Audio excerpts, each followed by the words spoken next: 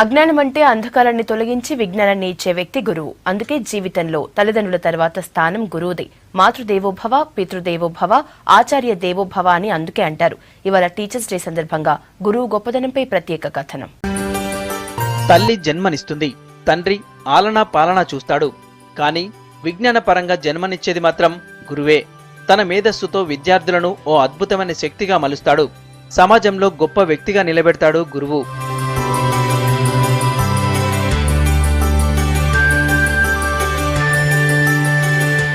గురువును దైవంతో సమానంగా భావిస్తారు. బ్రహ్మ, విష్ణు, మహేశ్వరులతో పోలుస్తారు. అంతే గొప్పగా పూజిస్తారు. నాటి పురాణాల నుంచి నేటి వరకు విద్యా వ్యవస్థల్లో చాలా మార్పులు వచ్చాయి. టెక్నాలజీ ఎంత మారినా గురువుకున్న స్థానం ఈ సృష్టి ఉన్నన్ని రోజులు అలాగే ఉంటుంది.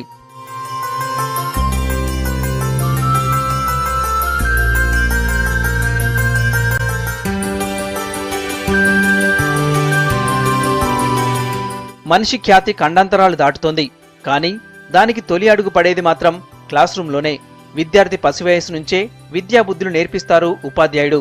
వ్యక్తిత్వ వికాసానికి తోడ్పడేది కూడా ఆయనే. విద్య లేనివాడు వింత పశువు అన్నారు పెద్దలు.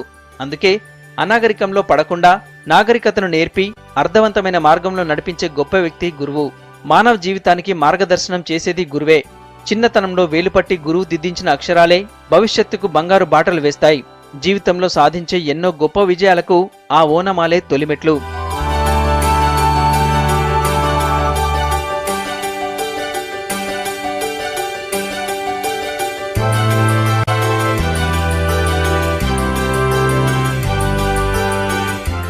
బతకలేని బడిపంతులు అన్నా ఆయన ఏనాడు తన బాధ్యతను వీడిపోలేదు. బతికించేవాడు, బతుకు నేర్పించేవాడు బడిపంతులు అని నిరూపిస్తూనే ఉన్నారు. విజ్ఞాన దీపాలు వెలిగిస్తున్న గురువులందరికీ ఉపాధ్యాయ దినోత్సవ శుభాకాంక్షలు.